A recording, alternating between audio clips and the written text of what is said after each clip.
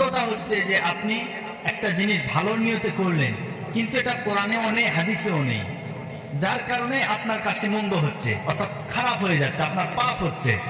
এজন্য আজকে পাপ থেকে মুক্ত করার জন্য আমি আপনাদেরকে যে আমলগুলি কথা আজকে বলতেছি, এর ভিতরে সর্বোত্তম আমল যেটা বললাম, যে প্রতি ফরজ নামাজের পরে কোনো মানুষ যদি আয়াতুল কুরসি পাঠ করে, আল্লাহ রাব্বুল আলামিন তাকে মৃত্যুর পরে তার কবরের আযাবটা মাফ করে দিবেন। সুবহানাল্লাহ।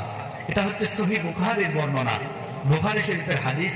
নবীজি বলেন আয়াতুল কুরসি এত মর্যাদা, প্রতি ফরজ নামাজের পরে একবার করে তেলাওয়াত করলেই আল্লাহ তাআলা ওই বান্দার আমল নামায় সওয়াব তো দিবেন, তার পাশাপাশি এক ওয়াক্ত থেকে আরেক ওয়াক্ত আসার আগ পর্যন্ত সে যদি মৃত্যুবরণ করে, মৃত্যুবরণ করার সাথে